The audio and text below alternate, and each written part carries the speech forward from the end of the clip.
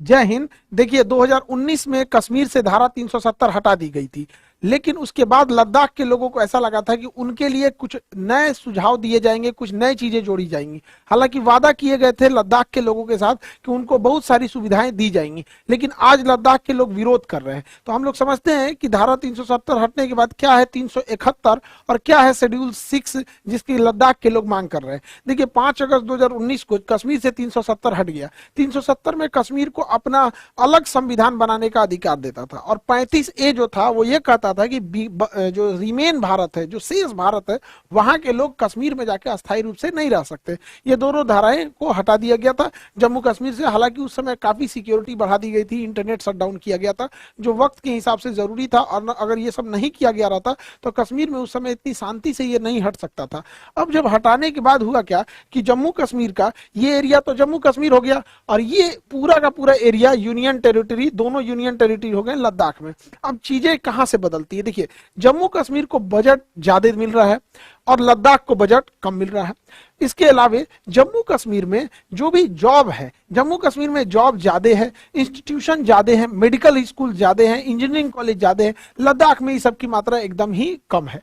इसके अलावे जम्मू कश्मीर की इकोनॉमी ठीक चलती है। वहां ड्राई फ्रूट जो होता है, पूरे इंडिया में सबसे ज्यादा ड्राई फ्रूट के मामले में कश्मीर फेमस है। यहाँ पे कश्मीर का सेब, कश्मीर का केसर, ये वॉलनट्स, ये अखरोट, ये सब चीजें वहां बहुत जाती है। जबकि लद्दाख पूरी तरह से बंजर एरिया है। तो लद्दाख के लोग इसका कह रहे हैं कि भाई आप एक ही हमारे पे भी देखिए, यहाँ पर इस चीज को गौर करने के लिए। लद्दाख में एक और प्रॉब्लम क्या है, टूरिज्म अगर देखेंगे तो कश्मीर के एरिया में टूरिज्म बहुत बेहतर ढंग से है यहाँ पर, लेकिन अगर वहीं लद्दाख की बात करेंगे तो वहां बंजर पहाड़ है, बहुत हार्ड वहां पे जाना होता है, सड़कें भी उतनी अच्छी से नहीं है, बर्फ का बहुत मार झेलना पड़ता है, मौसम एकदम खतरनाक हो जाता है लद्दाख के एरिया का। तो लद्दाख के लोगों को लग रहा है कि भाई 370 हटने के बाद हमें क्या मिला। मतलब वहां पे तो एक हो गया कि चलिए उन्हें बजट मिल रहा है, इसके अलावा और भी अगर देखेंगे तो जम्मू कश्मीर में इधर के दिनों में देखेंगे कि गवर्नमेंट बहुत तेजी से इंफ्रास्ट्रक्चर बिल्ड कर रही है।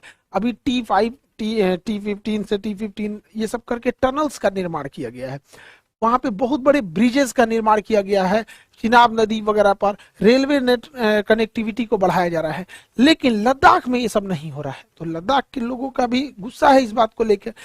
और सबसे बड़ा क्या हुआ, जब 2019 में 5 अगस्त 2019 को जब कश्मीर को 2 भागों में तोड़ा गया तो कहा गया कि ये भी यूनियन टेरिटरी रहेगा और ये भी यूटी रहेगा, यूनियन टेरिटरी। लेकिन जम्मू कश्मीर के यूनियन टेरिटरी को इन्होंने विधानसभा दे दिया, और विधानसभा देने की वजह से कि जम्मू कश्मीर पर केंद्र सरकार का 100% कंट्रोल नहीं रहेगा, बल्कि बड़े बड़े मुद्दों पर कंट्रोल रहेगा। और मीडियम और छोटे लेवल के लिए जम्मू कश्मीर विधानसभा बना दी गई ताकि यहाँ के लोग चुनेंगे और यहाँ के लोग अधिकारियों पर अपना कंट्रोल रखेंगे। जबकि लद्दाख को यूनियन टेरिटरी में विधानसभा का दर्जा नहीं दिया गया। अब जब विधानसभा का दर्जा नहीं दिया जाएगा तो जम्मू कश्मीर को तो अपने लीडर्स मिलेंगे जो इनकी बातों को विधानसभा तक ले जाएंगे, और विधानसभा एक पावरफुल चीज होती है, यहाँ कोई भी बात बोलेंगे रिकॉर्ड होता है, उस पर जवाब देना होता है, क्या प्रोग्रेस हुआ क्या प्रोग्रेस नहीं हुआ। जबकि अगर आप लद्दाख को देखिएगा तो यहाँ यूनियन टेरिटरी नहीं है, तो वहां ब्यूरोक्रेसी आ जाएगी। अब ब्यूरोक्रेसी में अधिकारियों का शासन होता है, वो किसी के प्रति जवाबदेह नहीं होते हैं, जनता के प्रति तो जवाबदेह बिल्कुल नहीं होते हैं। आपको याद होगा दिल्ली के त्यागराज स्टेडियम में एक IAS अधिकारी को अपना कुत्ता टहलाना था, तो जितने एथलीट प्रैक्टिस कर रहे थे सबको स्टेडियम से खाली करा देते थे। तो ये तो होती है ब्यूरोक्रेसी। तो ब्यूरोक्रेसी में चला गया है ये लद्दाख। लद्दाख क्या हो जाएगा, एकदम डिक्टेटरशिप टाइप का हो जाएगा यहाँ पे। तो यहाँ के लोगों का कहना है कि क्या हो रहा है।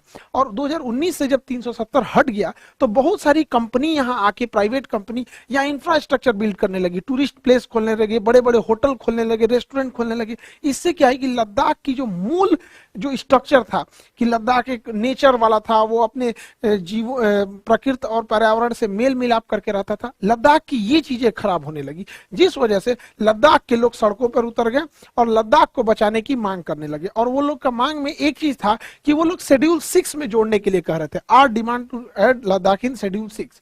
अब ये शेड्यूल